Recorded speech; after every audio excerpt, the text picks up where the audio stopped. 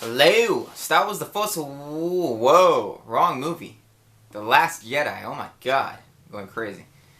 So I just saw this movie yesterday, and it's a spoiler talk, so I'm spoiling it, so don't watch if you haven't seen it. I reviewed it on my Instagram, if you want to go check out my review. But I gave it an A. I didn't give it an A plus like I wanted to, but I gave it an A, because it has slightly little problems that I'm not a big fan of. But, let's talk about this movie. So one, this movie had balls! Ryan Johnson's balls are clanging right now. We can hear that echo in the air. Because he took risk. And I know a lot of you hipsters out there are like, oh my god, he ruined Star Wars forever because he changed too much. Well, when The Force Awakens came out, you hipsters came out and said, oh my god, it was exactly like A New Hope. It was so safe. Then he makes changes, and then you guys have a problem with that too. There's no winning.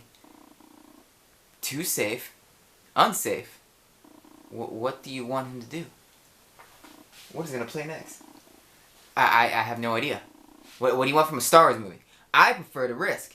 I think the risk made it more exciting. So, speaking of that, let's talk about some the goods and the bads. Who the f is this guy? Who cares? Anyways, so this movie has several different storylines going on. Finn and Rose are off to some Las Vegas casino to find a man with a rose thing on his shirt so that they could get a code breaker so that they could hack into a gigantic Star Destroyer. The rest of the Resistance are trapped in space, and Poe Dameron, who thinks he knows it all, which is amazing, because I thought he knew it all. I thought he was right. He was the hero, and he was dealing with the old, stale lady. I think her name is Hoarder or something like that. And she's all like, no, we're just going to sit here, wait, and die. And he's like, we got to do something, we got to do something, we got to do something. And Leia said, listen to her, because he's crazy. He's a gun-toting, action hero who just wants to constantly be doing something. He wants to be constantly trying to save the day. And they're all like the old wise people who are like, no. So, let's see, what do I want to talk about first? Let's go to negatives and the positive. Finn and Rose, I did not like him at all. I thought the story was okay. It was kind of boring. They went into a Las Vegas casino, which was somewhat interesting, but it looked too normal. I wish they were playing like hologram games. Like when they had Sabak or something, when they played with the monsters that killed each other. I wish they were all playing hologram games. They looked like they were playing normal casino craps and dice and things like that. Then they had a Save the Animals message thing where they saw animals in a racetrack getting tased.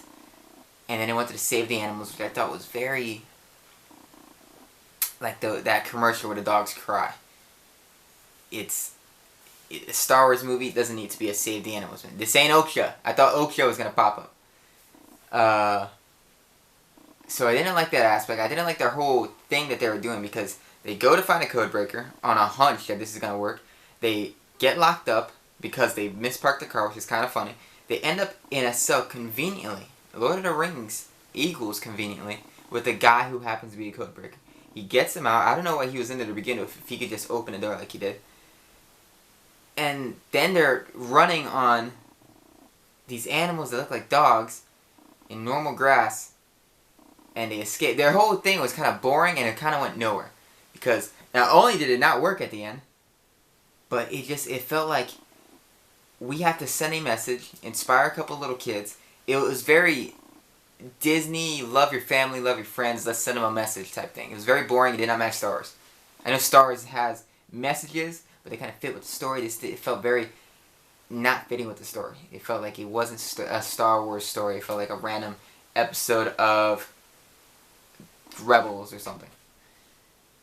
Them being trapped in space felt like Star Trek in the Darkness. I like Star Trek in the Darkness. I know you hipsters don't like it because they have Khan in it. Khan is but you're just like, oh my god, is that something from something I once loved where they can never do it again?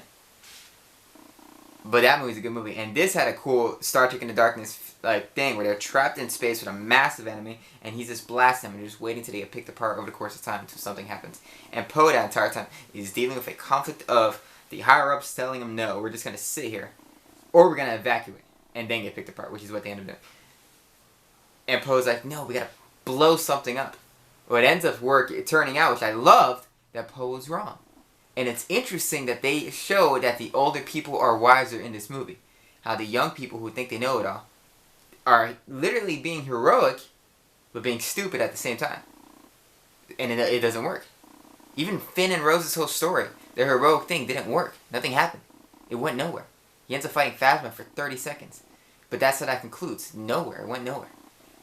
Poe Dameron himself went nowhere, but it had a point. That the wiser woman had a plan. Her plan was incredible. She shot herself like a bullet through a bunch of Star Destroyers. That was incredible. That was the coolest thing I've seen since Rogue One, when the hammer, what was it called? The hammer ship, something like that.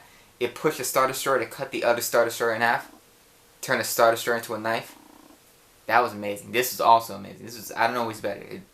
I think I like the sniper bullet ship more than I like the hammerhead thing. But the hammerhead thing went more with the music. Who knows? Very cool Star Wars space battle moments. Leia gets sucked down to space and turned into a witch. I thought that was cool that they showed Leia use the Force for the first time, because we know she had the Force, and it was a bit over dramatic because we never seen anyone do that, and that's the first thing we see her do with the Force. Even though I think that she should have done something extravagant, because after so many decades, you should be able to have a great know-how of the Force. But it was a bit, oh my god, I almost want to say unrealistic, but then again, Star Wars is all unrealistic. It's a bit of exaggeration, flying through space after he gets sucked out. If she was Darth Vader and she had robot lungs and got sucked down to space, I would believe it, because he's a cyborg, but she's a human being. I imagine that the compression of the air changing from one thing to another in that rapid swoop out into space would kill you immediately. But she didn't die, miraculously. Which is weird because she's dead in real life. So I don't know how they're going to have her in the ninth movie. So that would have been a cool way to get her out. But they don't. I don't know.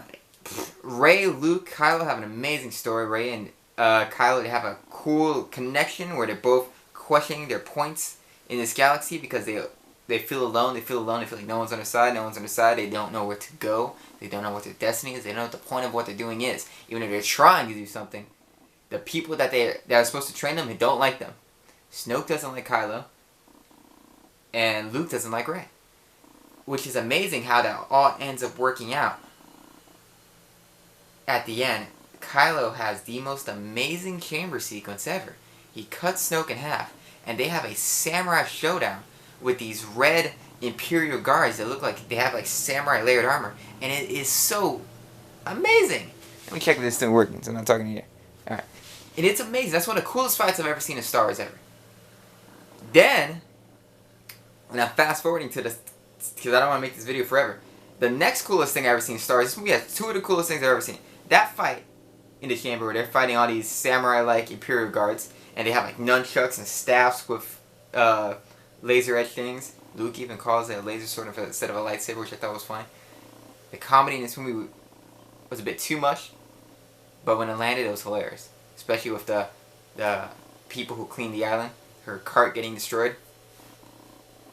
But next coolest scene I've seen in Star Wars ever, I think probably the coolest thing I've ever seen in any Star Wars movie, and one of my favorite things I've ever seen in a movie ever, was the fact that the fact that Luke got blasted by AT-ATs, brushed it off his shoulder like he's from Terror Squad, get into a lightsaber duel with Kylo, does the Matrix, dodges him, Kylo stabs him, nothing happens, then you realize Luke is doing the most Luke Skywalker incredible godlike thing ever. He is from another planet, astral projecting himself to this planet, and virtual fighting Kylo.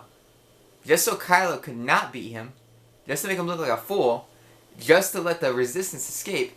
And then he says the most Han Solo boss thing ever. He says, "See you around, kid." Such an old wise master, in your face, you're a stupid kid thing to say. I thought that was the most boss thing ever. And then he dies. He vanishes into the wind. I was like, that is cooler than anything I could have ever thought of to send Luke Skywalker out. He astral projects himself from one planet to another. Has a lightsaber duel where he doesn't hit him. So pacifist like Luke Skywalker is. And then saves everybody. And he leaves. He does something that's absolutely amazing. After Yoda burned his books, he's like, I could do something about this. And he does something that is just godlike. And then he's out. And I was like, that is such an amazing send-off for Luke Skywalker. Because Han Solo's send-off was not that great. Him dying was shocking that he died, but it wasn't like a Han Solo style death. Like I was picturing Han Solo dying in an epic shootout that he knows he can't win. But instead he dies because his son is a jerk. Luke Skywalker died being a pacifist in a pacifist lightsaber fight where one guy's clearly letting his emotions get the best of him and he's just keeping it cool. And then he vanishes into one. So no one ever kills Luke Skywalker. Luke Skywalker dies on his own terms, sitting on a rock on an island on a planet that he owns. So incredible send-off. This movie had risk. It took risk. It was a great Star Wars movie. And I'm going to watch it again. It might be my favorite. Empire Strikes Back. I know everyone's like, oh, nothing could be... Empire could be beaten. It just has yet to be beaten. Because Empire is a perfect movie. There's no real flaws that exist in that movie. It can be beaten, but it has yet to be beaten. But this might be the second best based off how ballsy, different, and creative it was. So those are my thoughts. Thank you for watching.